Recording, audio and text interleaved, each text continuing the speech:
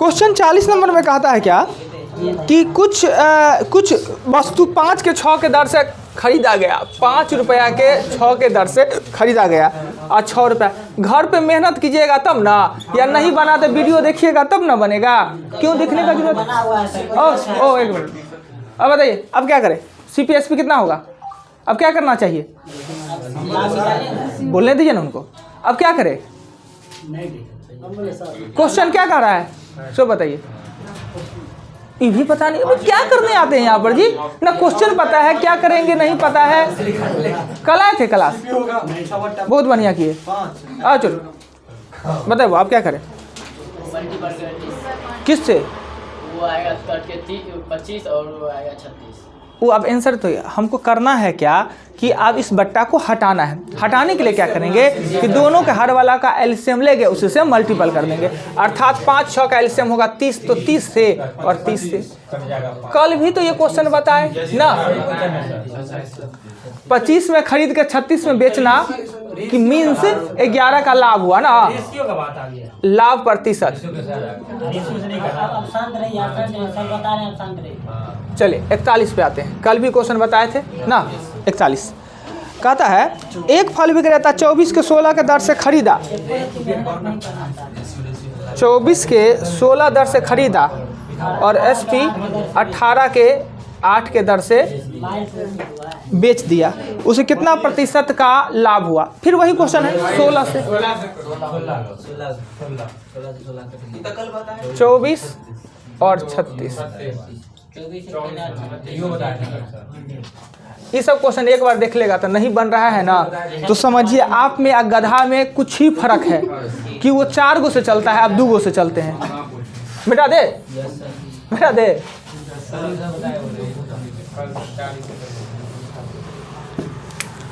कितना? 41 का 42। 42 में है एक फल 34 के 8 के दर से सेब खरीदा, 34 के 8 के दर से खरीदा, 57 के 12 के दर से बेच लिया। देखिए इसमें थोड़ा सा नहीं बनेगा। 57 के 12 लाभ हानि प्रतिशत नहीं पूछ रहा है, पूछ रहा है 45 रुपया लाभ कमाने के लिए कितना बेचे। तो आखिर ये देखते हैं कि एगो बेचने पर कितना लाभ होता है, तो 45 को उस हिसाब से बेच लेंगे। एगो का CP निकालेंगे तो 8 चौक 32, 4 रुपया 25 पैसा और 4 रुपया 75 पैसा ना, यानी एगो को खरीदे 4 रुपया 25 में, बेचे 4 रुपया 75 में, मतलब एगो पर 8 आना बचता है 50 पैसा। तो 45 रुपया कमाने के लिए 90 को बेचना होगा ना।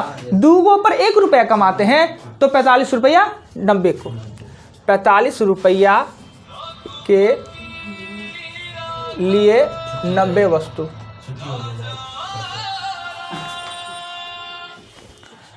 हाँ 45 रुपया के लिए 90 वस्तु बेचेंगे। क्लियर हो गया? कोई आपत्ति नहीं? आगे 42 के बाद 43, 43। 43 में कहता है, अब ये बड़ी खतरनाक क्वेश्चन है। 43 इतना खतरनाक है कि थोड़ा सिस्टम उलट जाता है। 17 गो गेंद 720 रुपया में बेचने पर 5 गो गेंद के क्रय मूल्य के बराबर हानि होता है। अब 17 को बेचते हैं ना तो 5 गो हानि हो जाता है। अर्थात अभी तक हमने बताता होगा कि क्रय मूल्य बड़ा हो जाएगा, नहीं तो 17 गो है तो क्रय मूल्य हो जाएगा 22, यही ना। पर बेचने पर और हानि क्रय मूल्य के बराबर होता है। अगर हानि या लाभ विक्रय मूल्य के बराबर होता तो सीधा जोड़ते घटाते, ठीक। बेच रहे हैं, ठीक, और 17 को बेचने पर 5 के क्रय मूल्य के बराबर हो रहा है। अगर यही बेचने पर विक्रय मूल्य के बराबर होता हानि, तो मेरा CP हो जाता 22, मगर ये क्रय मूल्य के बराबर है तो उल्टा हो जाएगा। यानी कि जितना में हमने 17 को वस्तु बेचा, हमने 12 को वस्तु उतना में ही खरीदा, ठीक। 17 गो वस्तु जितना में बेचा, 12 वस्तु उतना में ही खरीदा। अब ये क्यों हो गया? अब कहिएगा जा 17 को बेचे अब 12 को खरीदे, यानी जितना रुपया में हम 12 को खरीदते हैं उतना रुपया प्राप्त करने के लिए हमें 17 को वस्तु बेचना पड़ा है, तो हानि हो गया ना जी। हमने 100 रुपया में 12 को वस्तु खरीदे और 100 रुपया पुराने के लिए हमको 17 को वस्तु बेचना पड़ा, यानी तब तो हानि हुआ ना। अब ये उल्टा कैसे हो गया? अब ये मत देखिए कि आप तो सिर्फ जोड़ देते, हानि होता था तो जोड़ देते थे, ना, क्रय मूल्य को बड़ा बना देते थे। यहाँ तो क्रय मूल्य को आपने छोटा बना लिया। क्यों हो गया ऐसा कि हम वस्तु को बेच रहे हैं और हानि क्रय मूल्य के बराबर हो रहा है ना। हाँ, विक्रय मूल्य के बराबर होता ना तो फिर 22 हो जाता। क्लियर। तो 17 को वस्तु जितना में हमने बेचा, 12 को वस्तु उतना में ही हमने खरीदा। अब इसको हम हानि कहेंगे, यानी 100 रुपया में 12 को वस्तु खरीदे और 100 रुपया प्राप्त करने के लिए हमको 17 को वस्तु बेचना पड़ा। तो 17 गो का एसपी कितना है 720, और 720 से है 12 गो का सीपी, तो 1 का सीपी। ये क्वेश्चन है ना, बहुत खतरनाक क्वेश्चन है। 60 रुपया 1 गो का सीपी। हाँ, तो 17 में से 5 12 नहीं हुआ, 17 में से 5 घटे तो 12 आया कहाँ से। हाँ, बस यही ध्यान दीजिए, हम वस्तु को बेच रहे हैं और हानि क्रय मूल्य के बराबर हो रहा है, इसलिए। चलिए आगे चले। किताब में कैसे बना है उस सबको मत देखिए। हाँ ठीक, बहुत बढ़िया। आइए 43 के बाद आगे चले। कितना है 46। 46 में क्वेश्चन है, यदि 110 आम बेचने पर 120 आम के क्रय मूल्य प्राप्त हो। 110 को बेचे ना तो 120 का सीपी प्राप्त हो गया ना, यानी 120 को जितना में हमने खरीदा 110 को बेचने पर प्राप्त हो गया। इसको तो लाभ ही कहेंगे ना। अब इधर इधर कर लेते हैं। एसपी हो जाएगा 120 और सीपी हो जाएगा 100, या ना, लाभ प्रतिशत। तो लाभ प्रतिशत हो जाएगा आपको 10/110 गुने 100। बात खत्म ना। आइए क्वेश्चन नंबर 46 के बाद चलते हैं। क्या बोले, लिखिए दे ना, लिखिए ले। 9.1/11 होगा। 46 के बाद 47। 47 में कहता है क्या, 20 वस्तु का क्रय मूल्य और x वस्तु का विक्रय मूल्य, 20 का सीपी और x का एसपी बराबर है। यदि लाभ 25% हो तो x का मान, लाभ 25%। अब हम क्या करेंगे, सीपी करेंगे x और एसपी करेंगे 20। लाभ है वो मेरा 25%, सीपी से लाभ प्रतिशत तो एसपी, x का 125/100 बराबर है। यही ना होता है जी, क्रय मूल्य पर ऊपर में जोड़ घटाव करने पर एसपी निकलता है ना 100 के साथ। क्या क्या किया गया, 20 तो दिया ही हुआ है क्वेश्चन में। ये 5 है, ये 4 है और ये 4 है और x का मान 16 है। 16 को जितना में, हाँ x से कमान कहता है 20 गो का सीपी और x गो का एसपी बराबर है। हमें 25% का लाभ हुआ तो x का मान कितना होगा ना। क्वेश्चन देखिए किताब में आराम से, और यहाँ पे हम लिखते हैं उसका मिलान कीजिए, कहीं दिक्कत लगे तो पूछिए।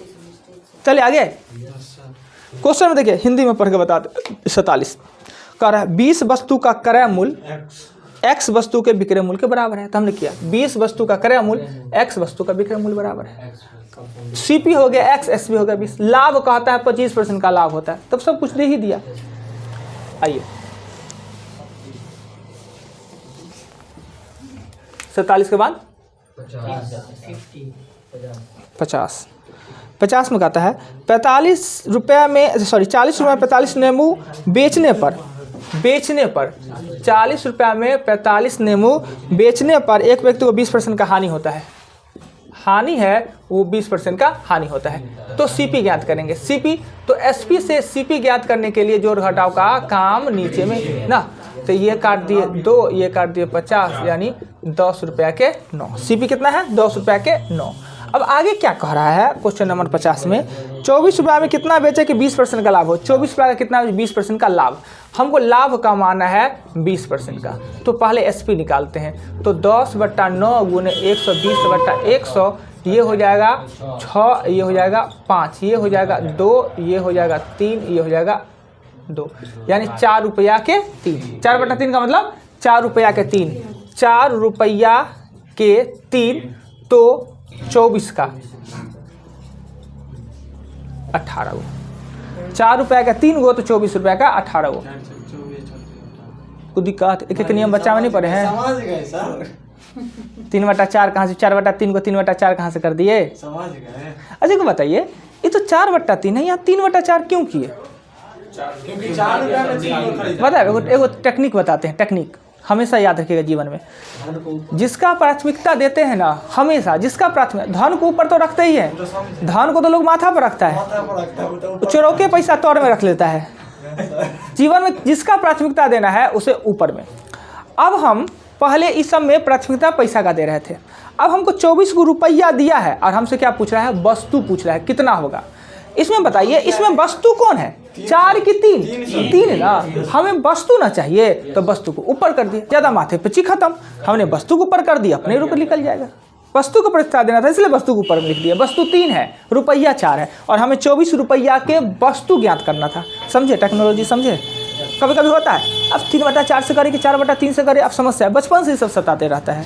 नहीं हमको भी सताता था, तो जो चीज़ बहुत सताता है ना बचपन में सर आपके जैसा सर जो मिल जाए आगे तक मेरे ब्रिलियंट हो जाएगा। हाँ सो तो बात है, बचपन में हम तो छोटे थे। आप भी नहीं जानते हैं, अगर कोई चीज़ बहुत सताता है ना तब उस पर काम कीजिएगा ना तो सटीक होता है। तो हम लोग भी पहले बचपन में कभी देखते थे अरे भागा कर दिए तो कभी गुना कर दिए, अभी पता नहीं चलता था गुना कब, और टीचर बताने को तैयार नहीं होते थे कि गुना बुआ क्यों किए अब भागा क्यों किए। ठीक है बता दिए, मगर हम कैसे जानेंगे कि यहाँ गुना करे कि भाग करे, यही ना होता है जी। तो आप यहाँ पे थे कन्फ्यूजन कि ये तो 4/3 है तो 3/4 क्यों आया, क्यों हम ऐसा किया। तो अब एक बार रीजन समझ गए कि हमको यहाँ वस्तु चाहिए, वस्तु की प्राथमिकता, इसलिए वस्तु को ऊपर कर दिए, हो गया बात खत्म। कम से कम आप 7th क्लास में नहीं जाते हैं। क्या चीज़ 7th में? हम लोग सब 7th में थे तब भी नहीं सही बात पता है कि क्या होता है कि हम लोग भी बचपन में बड़ी कष्ट काटे हुए हैं। टीचर से कुछ पूछते थे बताने को तैयार नहीं होता था। टीचर का मतलब क्या होता है, आना ना आना अलग से बात है, सब कुछ हमको आता ही है, नहीं आता कैसे कहते हम नहीं जान रहे हैं,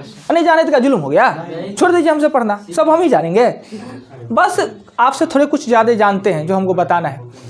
अब नहीं जानेंगे तो आराम से कह देंगे हम इसके बारे में पता है, हमें बताया है। इरैकरी वाला क्वेश्चन, इरैकरी होता है ना, हमें खुद नहीं पता है कि ये रैकरी का नियम पता है, बनता है, पर ये रैकरी आता क्यों है, कैसे पड़ जाता है, कैसे आया है, ये हमको खुद नहीं पता है। हाँ फिर पीछे में जो रैकरी आता है अंशमान में तो पता है कि पुनरावृत्ति वाला है। ये रैकरी किस चीज़ का है, इसका नियम जानते हैं, पर क्यों आया है हम नहीं जान रहे हैं, नहीं बता रहे। हमने कोशिश किया, नहीं पता चला, कभी अगर पता चल जाता है तो बता देंगे। तो हम को डाउनलोड थोड़ी हो, हम तो सीखवे किए नहीं जी। तो जो कष्ट अपने बचपन से किए हुए ना, तो कोशिश करते वो कष्ट आप लोग का ना हो। अब पहले क्या होता था, पहले क्या होता था कि कभी पढ़ते हैं एगो क्वेश्चन बता दिए पहले वाला हौला अजब सब बना के ला, ये कोई बात हुआ। एगो क्वेश्चन खाली बता दिए एक्सरसाइज का, सब क्वेश्चन एक्सरसाइज के बारे में कुछ जान ही नहीं रहे तो कैसे बनेगा। एग्जाम्पल तो एग्जाम्पल, कम से कम चैप्टर के बारे में जानकारी तो देना होगा ना कि आखिर जो चैप्टर पढ़ने जा रहे हैं उसका मतलब क्या होता है, क्या क्या ज़रूरत है, क्या क्या आवश्यकता है, कौन कौन बात पे ध्यान देना है, कौन कौन फार्मूला है ना। अब वो चीज़ बताने के बाद हमें कोशिश करना है। क्वेश्चन कितना बताए हम अभी 54 बतावे, चलिए 54। नारायण जी कहाँ है जी आज? उसके घर पे पूछे कौन सी का बाहर 54। एक व्यापारी अपने 3 प्रकार के मूंगफली 50 रुपये, 20 रुपये और 30 रुपये के दर से खरीदा। इन्हें 2:4:3 में मिलाया और 33 रुपये के दर से बेच लिया। लाभ प्रतिशत कहने का मतलब 50 वाला 2 किलो, 20 वाला 4 किलो, तो ये तो मेरे पास किलो का हो जाएगा, किलो 4 2 6 और 3 9 kg हो जाएगा। मेरे पास सामान कितना हो जाएगा 9 kg। ये क्रय मूल्य मेरा हो जाएगा 180 और 90, यानी मेरा सीपी हो जाएगा, टोटल सीपी हो जाएगा कैसे 50 वाला 2 किलो कितना रुपया 100 रुपया, आप समझे ना। हाँ ये 80 कितना होगा जी 170 270, यानी सीपी 270। अब क्या होगा कि एसपी कहता है, खुद कहता है कि 33 रुपये के दर से हम बेच लिए तो 9 किलो बेचेंगे, तो 9 × 27 और 9 × 27 2 29, 270 मेरा लागत है और 297 हमने प्राप्त कर ली। इसे लाभ ही कहते हैं ना, लाभ कहते हैं। तो लाभ प्रतिशत तो 27/270 गुने 110%। क्लियर। देखिए कहीं दिक्कत हो तो अनुपात का मतलब ना आप ग्राम में केजी में अनुपात में जो लेना है, पर सब कुछ समान लेना। हम केजी लिए तो सब केजी बना दी। आगे चले 54 के बाद 58।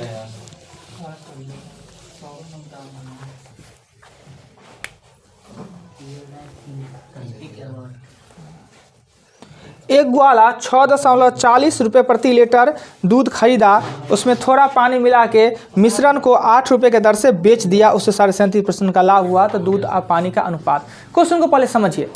अब हम दूध खरीदे जो दाम से खरीदे उस दाम के बेसी दाम में बेच भी लिए, है ना जिसमें है कोई दूध पानी वाला?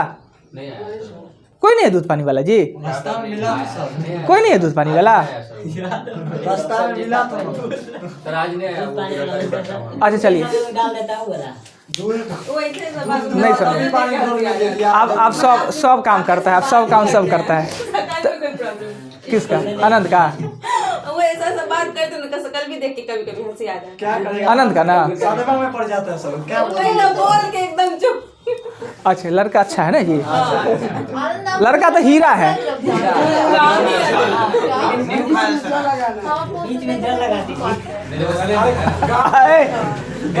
इतना खतरनाक लड़का है ये सुधीर जी। इसको सही हो रहा है, इसको सबसे ज्यादा जरूरी शादी करवा सुधीर जी को सब आदमी प्रयत्न कीजिए कुछ।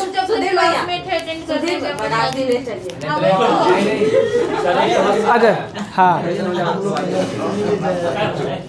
लेकिन वो कंडीशन है सो लड़की को नहीं ले नहीं जाता है। ये भी इसलिए नहीं करवा रहे हैं, समझे? शादी ब्याह नहीं कर रहे हैं। अभी रुको अभी रुको। अच्छा चल ठीक है, हो गया हंसी मजाक। ये वीडियो ऑन है, वीडियो ऑन है। आप लोग का आवाज़ तो आता नहीं है, मेरा बदनामी हो जाता है। हम लोग इधर से ही चले जाएंगे, बता दे दीजिए। अच्छा ठीक है, कहाँ पर थे जी? दूध पानी वाला में। सुनिए, दूध तो खरीदे और खरीदने के बाद तो 6 रुपये 40 पैसे खरीदे और 8 रुपये बेचे। ऐसी आमदनी तो हो ही रहा था जी, फायदा। मगर मानने के लिए तैयार है, कहा पानियों मिलाएंगे। अब पानी मिलाए तो पानियों को दूध के भाव से बेच लिए। तो एक तो दूध ज़्यादा कम में खरीद के ज़्यादा में बेच लिए, पानी मिलाए वो अलगे बेनिफिट, रात का दिन कर दिए उनमें निकाल दिए मथा उठा के वो अलगे बेनिफिट। तो सिर्फ बेनिफिट ही बेनिफिट है ना, बेनिफिट तो 3-4 प्रकार का बेनिफिट है। तो क्या हुआ, कह रहा है कि 1 लीटर में कितना पानी मिलाया। तो हमने माना कि 1 लीटर दूध में x लीटर पानी डाले, x लीटर पानी डाले। तो मेरा CP क्या है? मेरा CP क्या होगा कि हम 1 लीटर दूध कितना में खरीदे हैं? 6 रुपये 40 में 1 लीटर दूध खरीदते हैं, ठीक। और पानी इसमें मिलाने के बाद क्या हो जाता है, तो 1 लीटर दूध और x लीटर पानी। अब मिश्रण को हमने बेचा कैसे, तो 8 रुपये के दर से बेचा। बेचेंगे तो दूध पानी दोनों को 8 रुपये की दर से। तो SP हो जाएगा 8 plus 8x, 8 plus 8x, 8x नहीं, ठीक। ये CP है, ये SP है। और लाभ इस कंडीशन में कितना होता है, तो 37.5% का होता है लाभ। खुद कहता है ये क्रय मूल्य पे होता है लाभ, हमको इतना हो जाता है। एक तो दाम बढ़ा के बेचे, पानियों मिला के बेचे। अब CP पे 137.5/100 बराबर SP 8 प्लस 8x ना। इसको सॉल्व करने के बाद x का मान जो आएगा ना, वो आएगा 1/10। कहता है सर शायद इतना का लाभ होता है। क्वेश्चन में हम थोड़ी कह रहे हैं, कह रहा है दूध में पानियों मिलाए और अधिक दामों पर बेचे तो हमको 37.5% का लाभ होता है। x का मान आएगा 1/10। तो दूध 1 और पानी 1/10, ये अनुपात होगा 10:1, यानी 10 लीटर में 1 लीटर। कोई ज़्यादा नहीं मिला है ना जी। क्या 1 प्लस x ई सर कहाँ से लेकर आए? ये तो हमार दूध है 1 लीटर, ये हमारे में पानी मिला है। अब बेचे हैं तो दुन्नू को ना बेचेंगे 8 के, तो बेचेंगे तो इतना ना प्राप्त होगा। हुआ, चलिए 55। 1 मिनट रुक जाइए सर। अच्छा वीडियो बनिएगा। कब से नहीं देखते हैं। शादी है तो सही में दिमाग में 55 में कह रहा है क्या, पदम 30 kg चावल। देखिए CP 30 kg चावल 17 रुपये 50 के दर से खरीदता है। दूसरा 30 kg चावल किसी विशेष दर से खरीदता है। तो मेरे पास चावल हो गया 60 kg ना, और ये गुना करेंगे, ये गुना करके यहाँ पे जोड़ के लिखेंगे। सबको 18 रुपये 60 के दर से बेच दिया। SP क्या हो गया, 18 रुपये 60 गुने 60 kg बेच दिया।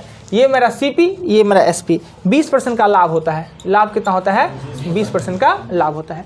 यहाँ पे जो आएगा जोड़ने पर, x के साथ आएगा जोड़ने पर ना, इसका 120/100 बराबर 18.60 गुने 60 कर देंगे, x निकले। यही है आपका आंसर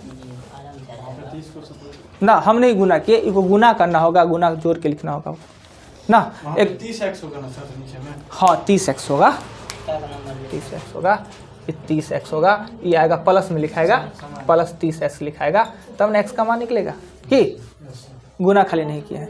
55 तक एक और है जी, 58 को लिखा है। 58 बता देगा तो कितना वाला ओ अच्छा, पीछे चले गए थे, बहुत बढ़िया। फिर आगे चले कौन से बैक मारे